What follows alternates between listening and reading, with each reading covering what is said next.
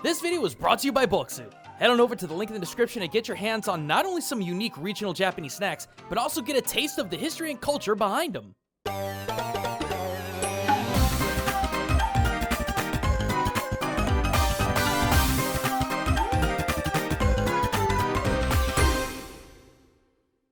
Hey everyone, Gaijin Goombah here. Freaking Inuyasha, man. Every time I look back and realize this anime released on October 16th in the year 2000, I feel my otaku boomer bones ache and my face-fault-addled mind slip a little bit more. And there I was, a mid-30s otaku shaking his yaoi paddle at the trailer of the 20-year-old sequel to one of his beloved late teens anime, now featuring 200% more teenage girl main protagonists. I'm not gonna lie, I went to episode 1 of Hanyo no Yashahime a little bit worried that the series was gonna spiral down the moe slope. And if not that, then the Borutoization of one of my favorite series of all time. Oh, who in the world are you kidding? You got up to season 4 and bailed out harder than a pair of Takahashi mains on the cusp of confessing their love to each other. Did you even finish the series, Mr. Millennial Anime Purist? Alright, I picked up at Final Act and got through the end, but come on! When they got to the Band of Seven, the plot just pulled the drag chute and the story just stopped. But whatever, that was 10 years ago. Today, we're talking about Yashahime, and you know what? I really like it. Huh. Well, that's unexpected. Well, it's very apparent that director Teruo Sato and his team wanted to show that this series had the same heart of the original Inuyasha, which is why episode 1 just felt like a where they now recap of the original cast and the establishment of the new one. But at the same time, we got glimpses into the feel and atmosphere of the sequel series, which didn't feel tropish or hackneyed, but rather an evolved direction of character and story within the same recognizable Inuyasha world. I'm actually pretty hyped to see what Sato and his team does.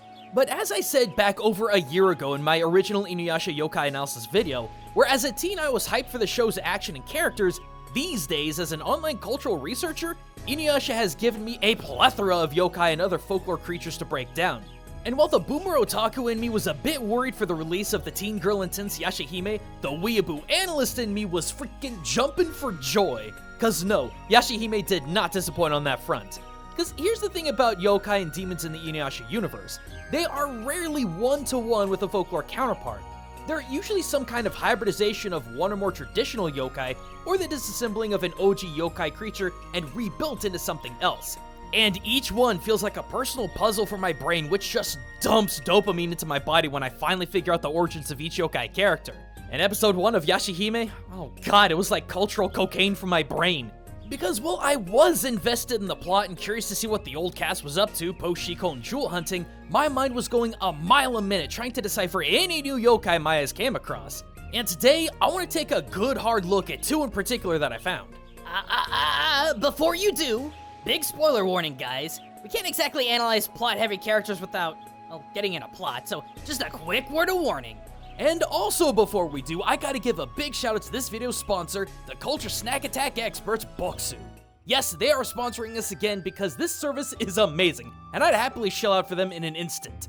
Why? Because if I were to make a subscription snack box, this is exactly what it would be.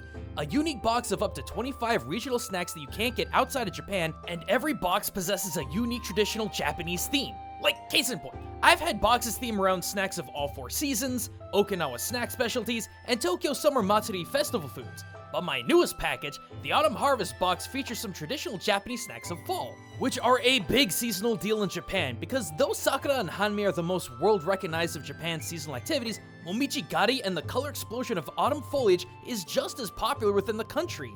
And while the Hanami season brings its own unique traditional foods, so do the Koyo fall colors, which this box features. By the way, you see that word? I learned it in this cultural booklet that comes in every box. Culture shock and snacks! Now then, the autumn box had 13 different snacks and yes, even teas from Aomori all the way to Fukuoka. But out of all of them, my favorite fall-time snacks were the chestnut pie from Marusan Tamakiya, the Blanchul milk chocolate Ano Imo sweet potato unique to Tanegashima, and finally, the Imo Kari sweet potato cubes from Ginosho. They just really take me back to living abroad. So if you want to try out Boxu for yourself and want to save a bit of cash in the process, click that link in the description and use my code GAIJIN10 to get 10% off your purchase, which can add up to $44. International shipping is free and you can cancel at any time. So come take a literal bite out of Japan's culture. Alright, let's get with the yokai analysis. Okay, so right out of the gate, we're basically blindsided with a My Hero-style character bio of this bizarre four-eyed owl called the Yotsume, or basically Four Eyes. And no, this isn't a glasses joke. In fact, I still have no freaking clue what this thing is. We know that it has a very particular interest in our three leading ladies, and that it has the ability to shapeshift into a human. But other than that, there's not a lot to work with in episode 1. Maybe it's a spy for a bigger, more nefarious yokai boss? I don't know. Well, if it has any connection to folklore, it might actually be a bigger deal than you think. Because out of all the different mainstream yokai in Japan, there's only one that remotely fits this description. Yo, to, sha, kai, in, es, zai, zen, kyurukyu no ritsuryo! The Tatarimoke, a yokai local to Aomori that's created through the conglomeration of souls of dead children. Now, if said children died a natural or unavoidable death, the Tatarimoke will usually spend its time simply dwelling near its home where the child lived, hooting as a means for the soul of the infant to cry. Though if it was subjected to infanticide, it'll instead curse its entire home and family with a deep-seated grudge. However, that's not the only version of the Tatarimoke we found. According to our research, the Tohoku variety of the Tatarimoke is one or more amalgamated souls of gruesome murder victims, capable of leaving generation-wide curses on individuals that killed them. And while most of the time Tatarimoke look like any other owl, there have been several other depictions of the creature looking far more monstrous and grotesque. So, going back to Yashahime, this actually creates a bit of a conundrum.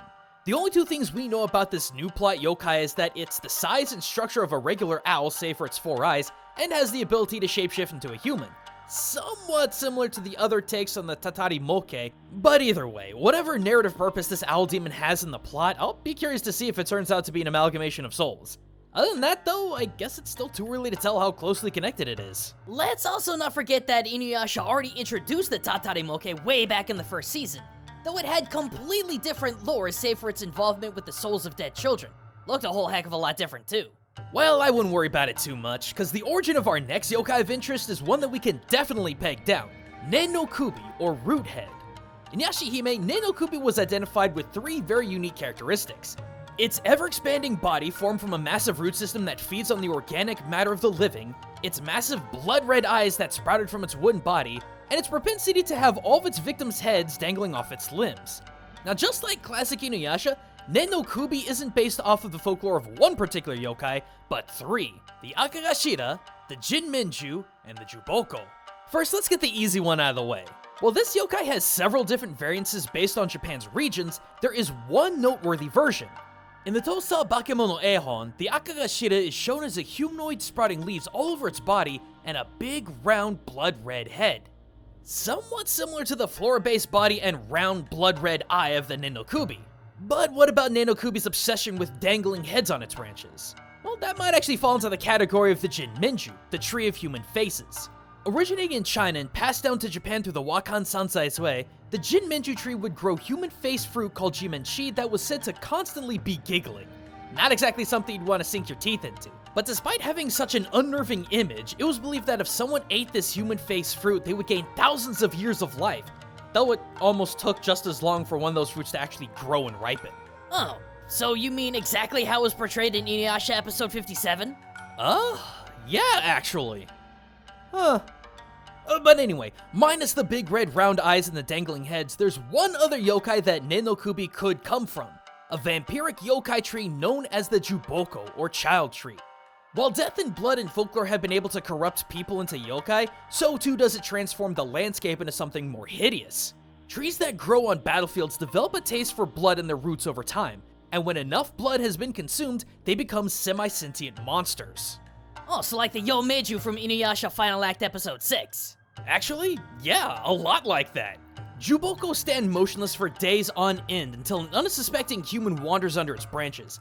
Fast as lightning, the Juboko strikes with sharp pointed branches and vines and pierces its prey's body, sucking out all its juices. And as the tree drains the body, wild animals consume the flesh, till the body finally returns to the solid ground and is nothing left but a pile of bones. Just like Nen no Kubi, who ambushes his prey by piercing it with sharpened roots, taking its head, and absorbing all of its organic juices until only bones remain on the ground. Well, not exactly one-to-one, but it definitely gets the same results. Well, that's what I mean when I say this franchise hybridizes yokai. I know it may seem kinda dumb, like who cares, it's the monster of the week. But I still find it fascinating breaking down the background of all these different demons that have been etched into our brains as kids and teens. It shows there's a lot more substance and thought into these designs than we ever gave it credit for. And I get the feeling that Yashahime is gonna provide another year's worth of potential topics for good old yokai hunters. Or mayhaps we go back and check out some old school Inuyasha yokai? I mean, heck, it looks like they're bringing back Lady Centipede. I don't know. I already do have all the notes I need about her and the two different traditional yokai yus that make up her design, but we'll just have to see. And speaking of traditional culture, don't forget to click that link in the description to check out how Boxu can provide you monthly traditional Japanese snacks, as well as cultural and historical insight into the places they come from. And also don't forget that Gaijin 10 code to get 10% off your purchase. And as always, everyone, thanks for watching. But holy crap, we got spooky yokai-themed DLCs coming to both Ghost of Tsushima and Nioh 2 mid-October. Perfect timing, right?